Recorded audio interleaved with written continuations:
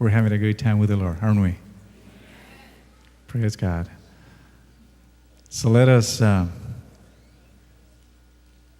hear the voice of God as He wants to talk to us. Let's pray. Our gracious Father,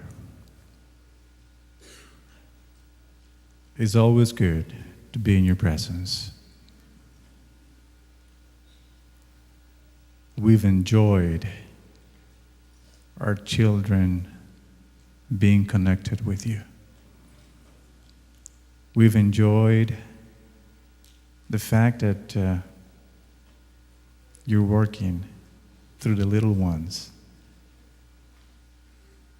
And now we want to make sure that we're in tune with heaven so you can talk to us in a special way. I pray. Amen. I'd like to start this morning with a question. And this is a question for everybody. Are you happy? So I ask again, are you happy? You know, there is actually a journal. It's like one of those academic peer-reviewed journals. And it's called the Journal of Happiness Studies. Heard that? The Journal of Happiness Studies. And you know what they're doing? They're trying to use the tools of research to figure what is it that makes human life flourish. What produces joy? And I thought it was quite interesting. Because when they look at what distinguishes quite happy people from less happy people, they find that there is one factor, one difference that consistently separates the happy people from the less happy people. And I'm going to ask you this morning to do something here. If you don't mind, you turn to the person next to you and see if you can guess what that is. Now, that's one factor. The one difference that distinguishes more happy people from less happy people. Turn to the next person right next to you and see if you can guess what that difference is. I'm going to give you a minute or two. Okay? Talk for a minute or two. What could be the difference that makes more happy people and less happy people?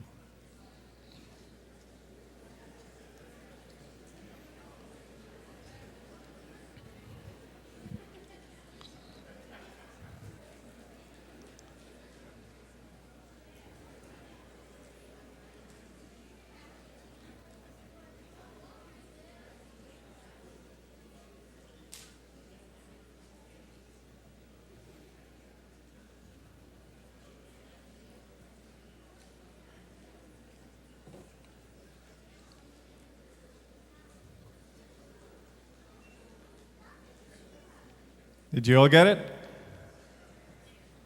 You think you did? Okay. All right. I'm going to tell you what that is. And you can see whether or not you got it right. It's not income. Has nothing to do with how much money you have. It's not health. It's not even what kind of shape your body is in. Nothing to do with that. It's not IQ. Not even attractiveness. It's not your career success. Now, what distinguishes consistently happier people from less happy people is, are you ready for this? The presence of rich, deep, joy-producing, life-changing, are you ready? Meaningful relationships with other human beings. Did you get it? spending meaningful time, spending time with friends, spending time with family, someone that care about us. This is absolutely indispensable to human well-being. We all need it. Now, a guy named Robert Putnam wrote a book. The title of the book is Bowling Alone. Let me tell you this, according to psychologists, this may be the most influential kind of analysis of social well-being in the last 13 years. And this is what he writes. I'm reading. The single most common finding from a half-century's research on life satisfaction, not only from the U.S., but from around the world, is that happiness is best predicted by the depth of one's social connections. The depth of one's social connections, meaningful relationships, connectedness. Of course, that's not new to God. Because God made us that way. And the Bible said it a long time ago. If you can help me out in the screen, Genesis chapter 1, verse 27. Genesis chapter 1, verse 27. And let's hear what the Bible says. Okay, in Genesis 1:27 we find, in the image of God He created him. Male and female He created them. And you've read this many times. Part of what it means to be made in God's image is you have this capacity for what might be called connectedness.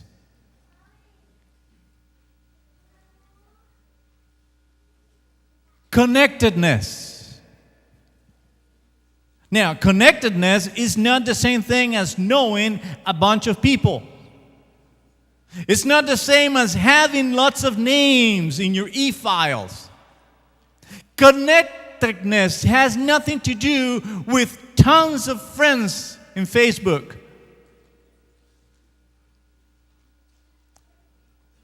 There are some people who get a little confused about this because they have lots and lots of conversations. Maybe they have lots and lots of contacts, but they don't have lots of friends. Lots of conversations, maybe, but not real connections.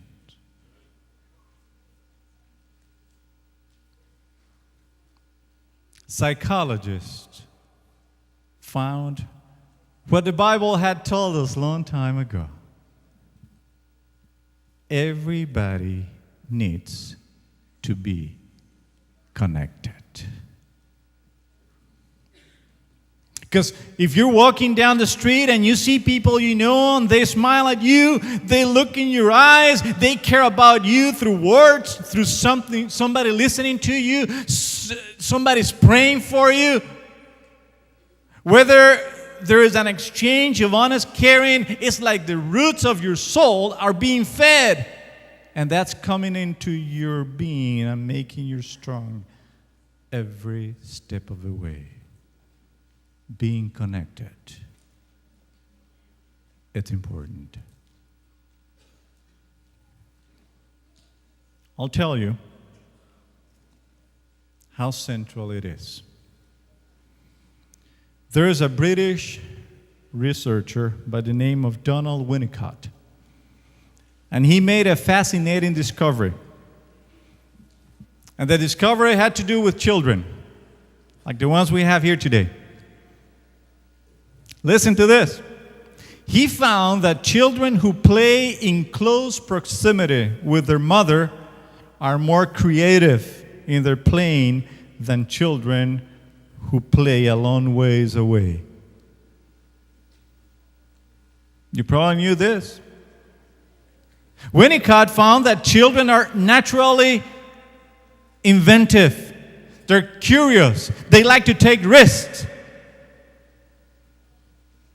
But they do it when they have a circle of connectedness. When they're within the circle of connectedness, they found kids take more risks. They show more energy. They're more resilient. If they fall down, they're more likely to get back up. Children respond more positive when they're in a circle of connectedness. Now, why is it that they respond more positive? It's not that the mother is doing stuff. It's not that she's solving the problems for the kids. It's not that the mother is generating ideas for them to do things. The idea is that when love is present, when that child feels safe and feels cared for in the presence of a mom, something gets released in the life of a child. Psychology says children get stronger, they get bolder, they get a little bit more creative. Love is releasing somehow, freeing life in that child that would otherwise remain stagnant, dormant, uncalled for in the life of a child.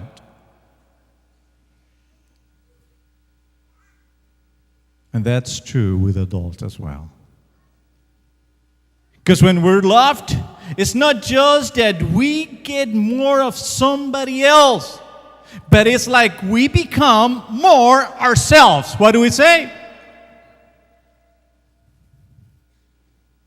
It's like we find more life inside us. And that's connectedness. Being connected. And I believe that's what has been happening throughout the whole week. Kids have been connecting with Jesus. And we've seen kids connecting to kids again. And again, I don't know how many times I'm going to say it, and I don't know how many times you deserve it, but Cheryl, Vyami, Yuverka, Devi, and all the rest of the team for VBS, you deserve a big applause. You did great. It was beautiful. Indeed. Indeed.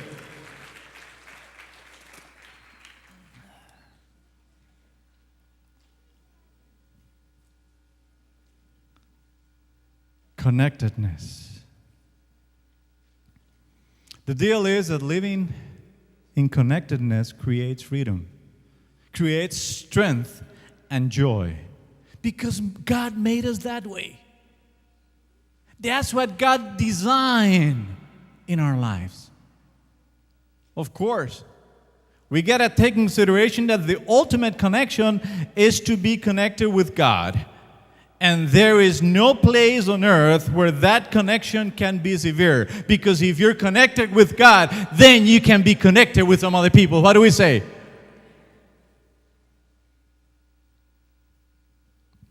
You know, that's what Paul talks about in the book of Romans, chapter 8. He said, what can separate us from the love of God?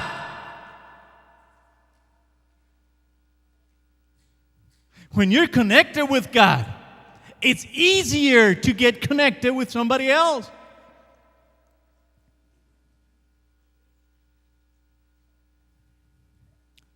And here's the problem when you're not connected.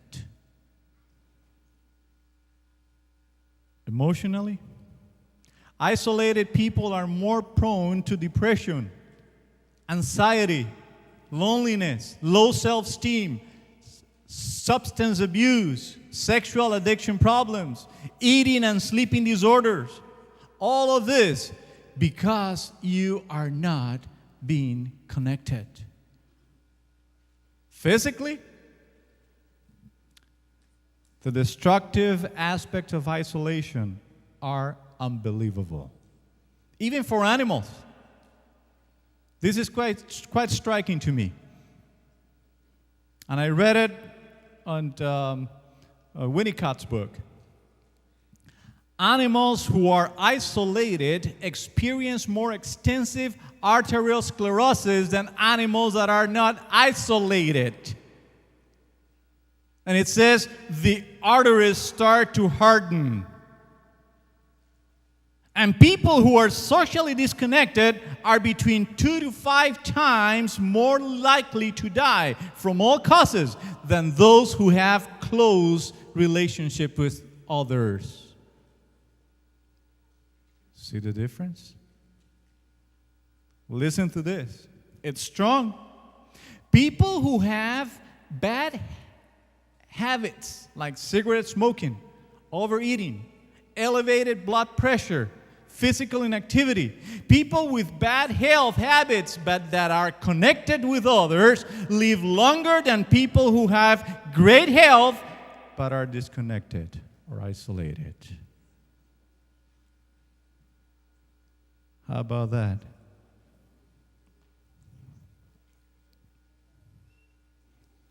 So God knew.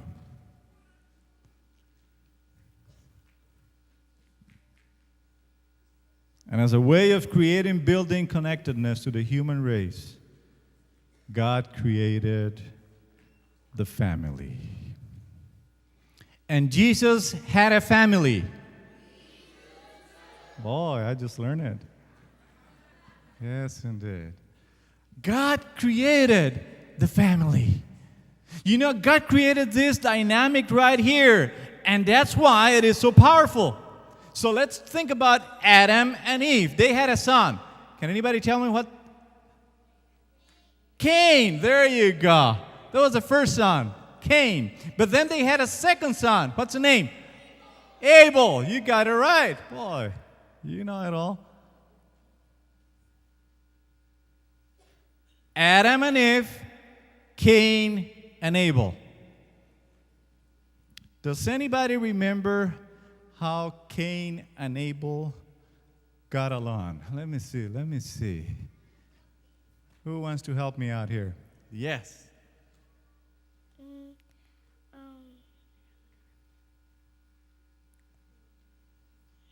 want to think about it? Okay. I'll give you a minute. Okay, anybody else wants to help me out here? How Cain and Abel got along? Okay, yes, you. Your name is? What was it again? City. Okay, City. They got along bad. Uh-oh. They got along bad. So, what else happened here? They weren't friends. You weren't friends? And listen to this. There were brothers, but they weren't what? Friends. Oh boy.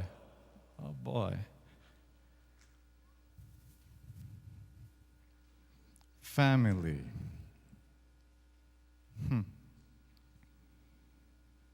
They didn't get along so well. Family connectedness. Our deepest longing is also our biggest pain. Now, we see history repeating every day. And I'm gonna ask you for a minute to look around some families you're friend with, families you care for. What do you see? Picture in your mind. What do you see in the families you're friend with, families you care for? Do you see a perfect family? I'm going to tell you what. Most likely, you see Adam and Eve, Cain and Abel. Most likely, that's exactly what you're going to see.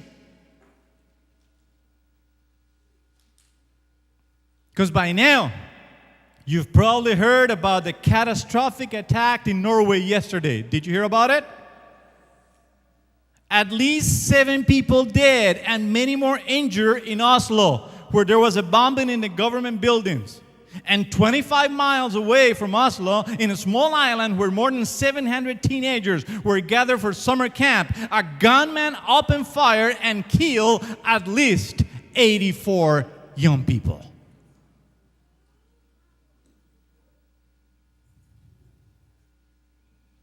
By the way, the gunman is also a Norwegian, killing his own brothers and sisters. And we say, how sad, how horrible. But I'm telling you, biblically speaking, history repeats itself. So the first family didn't work too well. So guess what God did? One day God said, now I'm going to start a new family. Only this is going to be a family for dysfunctional, broken, sinful people. You know why? Because Peter hurt me. Anybody called Peter here? Is there a Peter here? No. Okay, good. Because I'm going to be talking about you here.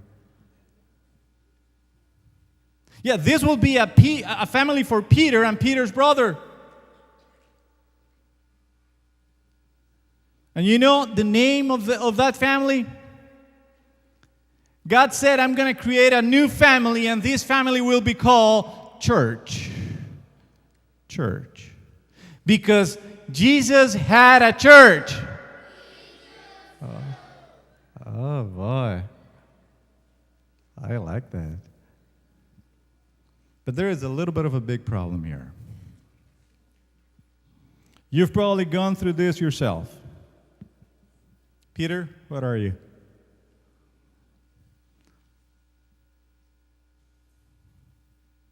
I trusted Peter. I made myself vulnerable with Peter. I stick my finger in that little circle of connectedness. And guess what happened? Peter hurt me big time. My own brother, my own sister hurt me. So pain and hope and joy and anger, we're just longing for something to happen. And I read Psalm 133 verse 1 where it says, how good and pleasant it is when brothers, and I would say sisters as well, dwell together in unity. You've read that before. The Bible says, how good and pleasant it is when brothers and sisters dwell together in unity. But my brothers and sisters, let me tell you this, brothers and sisters do not dwell good.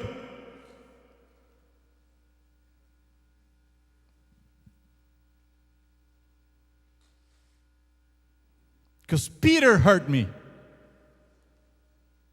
Because you got rejected. And when you get rejected, oh, Peter, that hurts. Because you believed Peter, but Peter lied to you. Because you opened up, but Peter betrayed you. But still the Bible says, how good and pleasant is when brothers and sisters dwell together in unity. But they don't. Let me put it more to us. But we don't. We don't. So what's going to happen? I think we have to learn to relate to each other in a new way. In other words, the old patterns, the ways that we've seen around us before, the way that we were raised in, they're not working. So we need to learn something new. We'll have to discover a new way. And Jesus got to help us in this. What do we say? We'll have to relearn the circle of connection. And you know, I found a phrase in the Bible. Throughout the Bible, there is a phrase in the New Testament that pops up over and over. and that phrase is one another. You've read it before? One another. Now, can we have John chapter 13, verse 34 in the screen? John chapter 13 and verse 34. Nope. Okay. So let me read it to you.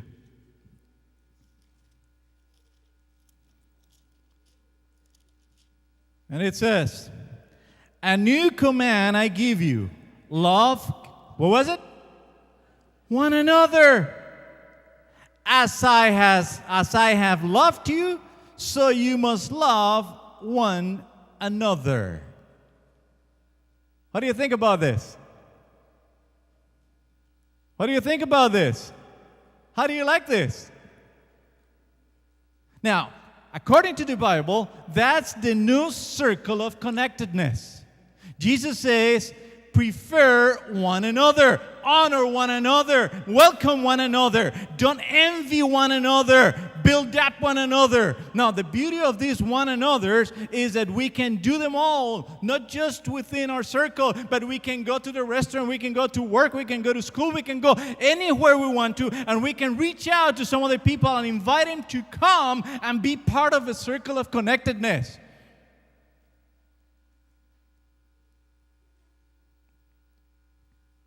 But here is a tough one. Romans chapter 15 and verse 7. Romans chapter 15 and verse 7. It says, "Accept one another then, just as Christ accepted you in order to bring praise to God." What do I say? Amen. Praise God. Now let me read that again. "Accept one another then, just as Christ accepted you in order to bring praise to God." Accept, because acceptance is so powerful and important.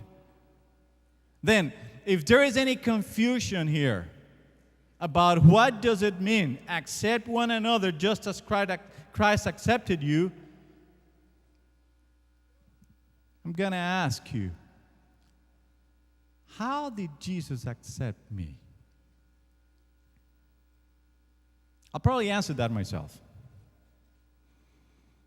One thing I know for sure, God didn't say to me, "David, if you just clean up a little bit, if you just dress a little bit better, if you just read the Bible more, if you cut down on some bad habits, then I'll let you into my family." No, Jesus never said that. Of course, He's going to help me change. But when I come to Christ's family, I don't have to pretend to be anything that I'm not. What do I say?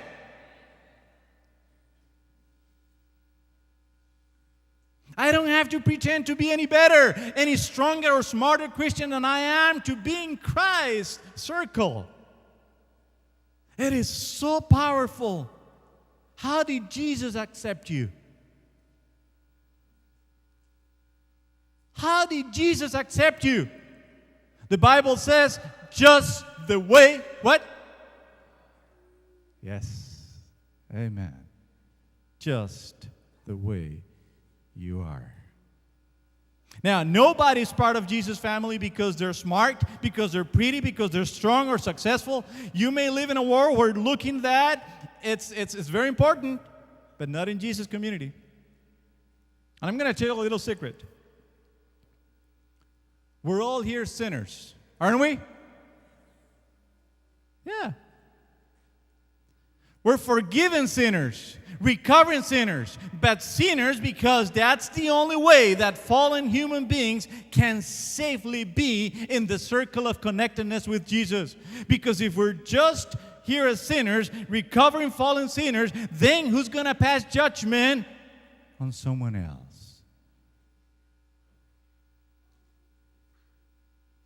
Who's going to say, "No, I don't think we'll let you in"? Who are you?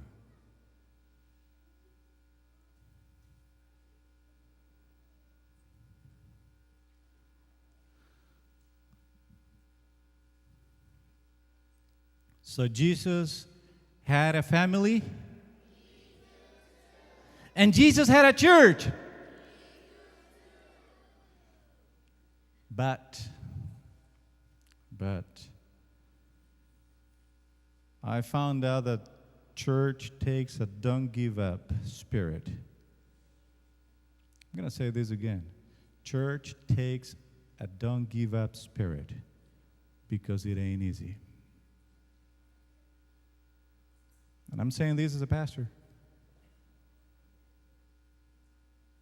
Church takes a what? Don't give up spirit because it ain't easy. Now, it's true you see things you don't agree with. It's true you may hear some people talk the way they shouldn't. Even you talk sometimes the way you shouldn't. You probably found Peter in this church. And guess what? Peter probably hurt you. But even with these and many more imperfections, according to the Bible, this is God's church. What do I say? This is the family of God. This is the place where connectedness is happening. And I'm telling you, we can never give up on church.